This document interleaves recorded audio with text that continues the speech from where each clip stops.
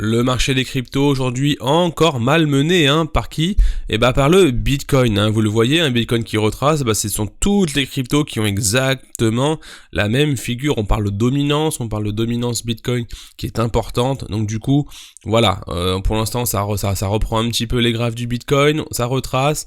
On a eu un gros faux signal ici il y a pas très longtemps, il y a quelques jours sur le Bitcoin, et puis du coup, attention, en plein milieu de range, on va aller voir justement dans cette vidéo, qu'est-ce que nous montrent en fait les tendances court terme justement à l'intérieur de ce marché, voir si on sort un petit peu de ce range ou pas, et voir en fin de vidéo différentes crypto-monnaies que vous m'avez me demandé ici en vidéo, c'était il y a quelques jours, quand j'ai fait une vidéo sur Casper, on m'a demandé par exemple d'analyser le flux, on m'a demandé d'analyser le Harmony One et le TLM, si j'en oublie je les ferai un petit peu après. N'hésitez pas non plus à me donner en commentaire vos cryptos, j'en fais quelques-unes à chaque fois. Voilà, des commentaires, et bien sûr au passage, si tu es nouveau sur la chaîne, n'hésite pas à t'abonner, ça te permet de ne pas rater les vidéos, et à mettre la petite cloche, ça très très important, la petite cloche, c'est pour recevoir les notifications, et le pouce qui est généralement ici. D'accord, tu me tapes le gros pouce, ça me permet en fait d'être récompensé un peu pour ce travail, puisque vous le savez pas, mais quand on fait des vidéos, on peut s'y reprendre à plusieurs fois, ça prend du temps et ça demande beaucoup d'énergie. Tout ça pour vous aider, pour partager les informations, et voilà, c'est plus une passion qu'autre chose. C'est parti pour l'analyse du Bitcoin très rapidement. Alors le marché déjà, vous l'avez vu, on tire un petit peu la tronche. Le Dogecoin par contre, je vois qu'il est en train de tenir. Ça serait bien que j'analyse un petit coup le Dogecoin aussi à un moment, mais voilà, de manière générale, l'Uni, le Chainlink, le Cosmos, même avec des gros fondamentaux, on le voit, les gros fondamentaux nous montrent quand même que même si on n'est pas bon, au niveau graphique, au niveau dominance Bitcoin, qu'il est en train de mener ça et qui part vers le bas, en fait ça entraîne tout. Quand même quelques exceptions, on a le XMR ici, je vais quand même regarder ce qu'on a comme autre exception. Alors le Wave aussi qui avait explosé, je pense qu'il est resté un petit peu dans le ciel, donc du coup il doit également être bien placé, mais il doit retracer tout simplement. Le GMT que je connais pas, ça serait pas mal que je le regarde, celui-ci, parce qu'il commence un peu à pousser. Le Gala et l'Harmony One qui descend, qu'on va regarder dans quelques instants. Je vais juste regarder le Celo. En ce moment, je regarde pas mal le Celo, pour être franc avec vous. Je vais regarder s'il m'affiche quelque chose. Sinon, c'est pas très grave, je vais aller regarder le Bitcoin. Le Celo, pas terrible non plus. Ok, pour le Bitcoin, c'est parti. Alors, de manière générale, dans cette vidéo sur Casper, je vous ai parlé un petit peu des faux signaux, comment ne plus se faire avoir par les fausses cassures. C'est juste la vidéo précédente, c'est celle-ci avec Casper dessus, et n'hésitez pas à aller la voir. Puisque ici, on a eu la même chose, d'accord, on a eu une cassure qui a en fait, pour moi en fait, cette cassure était juste là pour chercher des liquidités qui étaient au-dessus. D'ailleurs, je l'ai mis ici en vert, quand je sens en vert, c'est que ça a été fait.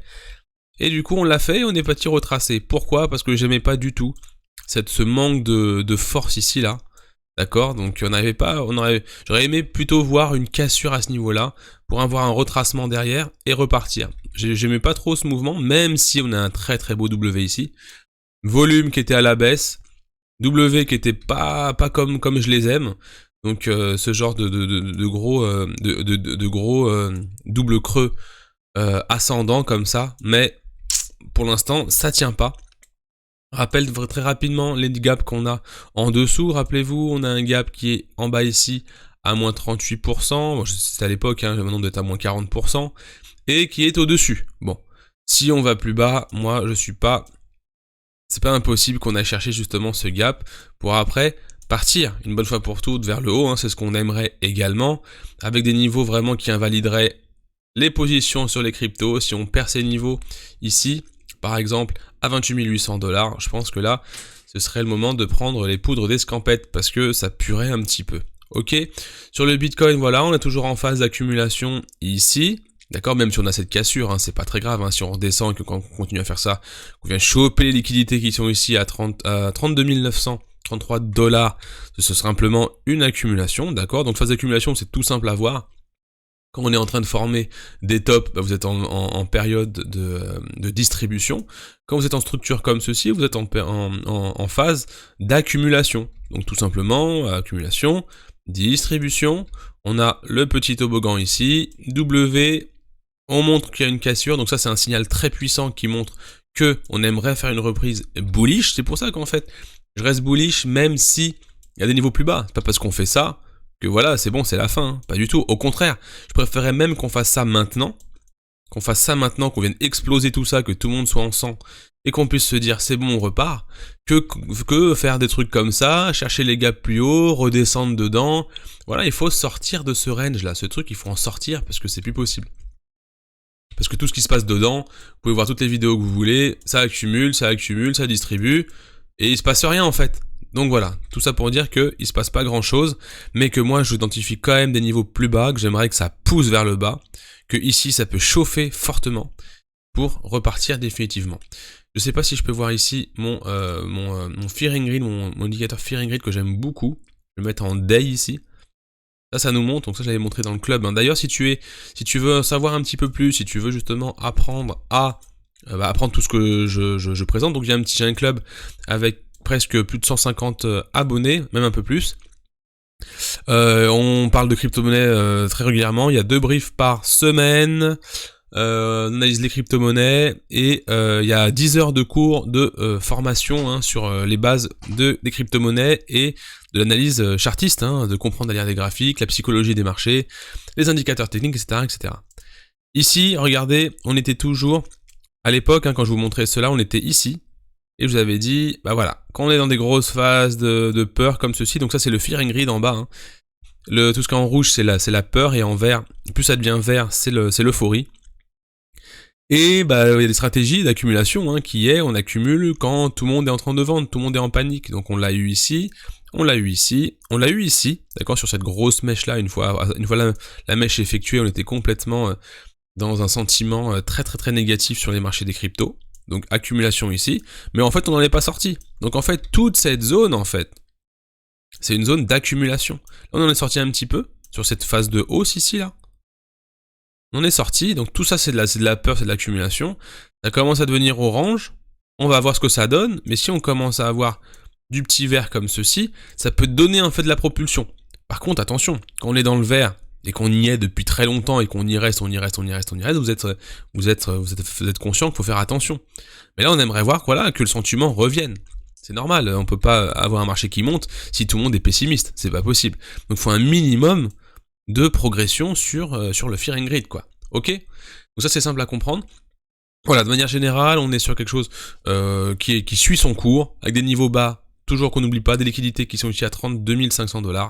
Et puis, on lâche pas ça. Pas la peine de rester derrière les écrans toutes les minutes. Lâchez les écrans. Une fois par jour, ça peut être suffisant pendant 10 minutes. Vous regardez ce que ça donne, vous regardez vos cryptos et vous rentrez chez vous. On fait pas de trading. Ici, on fait de l'investissement long terme, on est court, moyen, surtout moyen long terme, et on est ici pour justement identifier des moments d'entrée très importants, comme par exemple ici. Regardez sur le One, vous parlez du One aujourd'hui, regardez cette structure est vraiment magnifique ici. On a eu le listing, bon le gros pump du début, c'est pour ça quand vous montrez, par exemple on m'a demandé dans la vidéo précédente d'analyser le Harmony Numbers ou un truc comme ça. La figure, elle fait ça, et elle s'arrête là. Qu'est-ce que vous voulez que j'analyse ici ? On peut pas savoir ce qui va se passer à ce niveau-là. C'est impossible. Ce qu'il faut qu'on voit, c'est, il y a un listing, il y a bien évidemment le vesting, la libération des tokens, tout le monde se barre, tout le monde prend ses profits, bref, ok. Mais il faut attendre qu'on ait une confirmation. Donc ici, on a des plus hauts qui sont de plus en plus bas, bien évidemment. On n'a aucune cassure. La cassure, on l'a ici. La première cassure, on l'a ici. On a la cassure, on a la première consolidation, ou on dirait ici correction. J'en suis sûr et certain qu'on descend ici quasiment au 0,5 ou à la zone de rechargement. Regardez, c'est tout simple. Cassure, retracement, zone de rechargement. Le meilleur moment de rentrée, c'est ici. Pourquoi ? Parce que vous avez en plus ce W qui est cassé, une entrée ici en pullback, et vous chopez ici. Ça, c'est le cas d'école. Franchement, notez-le. Ça, c'est le cas d'école. Qu'est-ce que vous prenez la tête à passer toutes les cryptos en revue ? Trouvez-en une qui est dans cette configuration et gardez-la. Parce que derrière, vous avez quoi ? Au lieu de faire les girouettes, vous rentrez dans des trucs comme ça et vous avez du 1000, enfin je sais pas, le premier niveau c'est 1000%, après vous avez du 2000, 3000%. Voilà, mon analyse devrait même s'arrêter là. À quoi ça sert ? Là, du coup, vous me demandez d'analyser l'Harmony One, regardez ce qu'on a. Déjà, on a une tendance. Ok, la première qui a été cassée. Ici. Tant mieux. Ok ? Ça c'est bien. Ça tracé comme ça. Première tendance cassée. Ensuite, on a... est-ce qu'on a cassé le haut ici, là? Ça, c'est très important également. On n'a pas cassé le haut ici. D'accord? On n'est pas venu chercher liquidité. Alors, pour moi, il y a donc du coup un peu plus de chance qu'on aille chercher plus haut. Ok? Attendez structure dans ces niveaux. Un peu comme on l'a eu en phase d'accumulation précédente ici. Hein. Comme ceci, comme ceci. Vous avez les premiers signaux. Bom! Et vous faites une entrée de sniper. Transformez-vous en sniper et pas en girouette. Voilà, transformez-vous en sniper. Pour conclure sur cette crypto-monnaie, le One est vraiment intéressant. D'accord, il a cassé les différentes lignes de tendance. Il est en train de pousser. À la limite, j'attendrai peut-être également celle-ci là. On la voit pas trop, mais j'attendrai peut-être ça là. Hop, ça là. Passez de l'autre côté. D'accord. Étape un peu à plat. Volatilité basse. Vous mettez votre indicateur de volatilité également. Mais un peu plus de maturité. Hein, c'est un petit peu trop... C'est un peu trop... déjà, on n'a même pas structure. Hein. On n'a pas de structure ici en double bottom. Ici, on n'a pas de confirmation. Moi, ça m'intéresserait quand je serai à droite de cette grosse ligne blanche. Et ça m'intéressera quand on aura cassé ce niveau ici que je vais vous mettre en jaune. C'est que ici que ça pourrait m'intéresser. On est à droite, on casse, on retrace et on cherche le meilleur point d'entrée pour éviter justement le truc qui vient comme ça et se dire ah zut je veux sortir et puis se prendre un moins 20% parce qu'à force de sortir et de sortir avec des pertes à chaque fois, c'est comme le casino, c'est comme le poker, vous allez finir par ne plus avoir d'argent à mettre, sur la table. Le flux, bon le flux il a fait le méga pump, c'est pareil, regardez le flux. Bon je vais pas enlever mon indicateur mais le flux c'est pareil. On a ici les petites structures. On a eu la première cassure, le gros pullback, la bougie là, c'est la bougie d'entrée, tout simplement. On a fait un plus de 1000%, voilà, bon, maintenant on s'y intéresse, mais ok, c'est pas grave. On place la petite neckline à ce niveau-là. Je regarde les creux, on a quand même pas mal de creux, alors moi je ferai vraiment attention. Je déteste ce genre de truc là. Ça là. Ça. Je vais vous mettre en rouge. Moi, je suis pas confiant. Tant que je vais pas là-dedans... Je suis pas confiant, d'ailleurs on a cette zone rouge plus la zone de rechargement plus bas. Donc moi limite je prendrais ceci, et je ne rentrerai que là. Bon le flux ne m'intéresse pas pour le coup, hein. Ça c'est que mon avis. Mais pour ceux qui s'intéressent, voilà, vous avez ce niveau qu'il faut surveiller. Je vais prendre mon petit pinceau. Ce niveau là, ok. Attention parce qu'à la cassure, si tout le monde a shorté ici et qu'il y a un gros rejet, ça, la force peut vraiment pousser et aller chercher ça. Et c'est ici que je chercherai cette crypto, moi. Pas plus haut. Mais c'est que mon avis, hein. Je fais bien évidemment pas de conseils en investissement. Par contre, oui, phase d'accumulation. C'est vrai que ici, on est dans un très très beau range également. Donc, si vous achetez maintenant, en fait, vous allez acheter quasiment en plein milieu du range. D'accord? Donc, attention à ça aussi. C'est que dedans, il peut se passer plein de choses. D'accord? Donc, voilà. On attend soit des bons moments d'entrée, soit des bons moments de structure et de cassure en ta séance, hein, qui peut être aussi une bonne free figure. On peut regarder le volume ici, le volume qui est complètement en train de baisser et faible. Je ferai attention. Bien sûr, quand c'est faible, c'est bien, mais il faut que ce soit latéral et sans volatilité pour que ce soit intéressant. Je finis avec le TLM. Le TLM, bien évidemment, allez dans les commentaires pour me lâcher votre crypto que vous voulez que j'analyse et aussi un avis sur la vidéo si ce format vous intéresse, hein, toujours je demande, on sait jamais, hein, les mentalités évoluent, peut-être qu'on veut autre chose. Bon, le TLM, on est en dessous de la zone de rechargement, je serai un petit peu à l'écart par rapport à cette crypto pour le moment, d'accord. J'attendrai tout de même, si ça peut être intéressant, on est en bas de range, donc ça peut être intéressant ici d'y voir peut-être une neckline à ce niveau-là, parce qu'on n'a pas cassé la précédente, donc attention, quelque chose d'un peu comme ça, en fait, voilà qu'en fait, ce gros range qu'on a ici se transforme en petit range ici là. Tac, tac, tac, tac, tac, phase de compression. Et ça c'est très puissant. Des entrées comme ceci pour aller chercher. Du coup, au niveau d'entrée, ça peut être sympa d'aller chercher ici. Hop, je vais vous le mettre même également. C'est pas ce que je voulais faire. Hop. Zone de rechargement ici, on attend que ça fasse ces petites structures en double creux avec de la force qui arrive, d'accord. Ou une cassure neckline ici.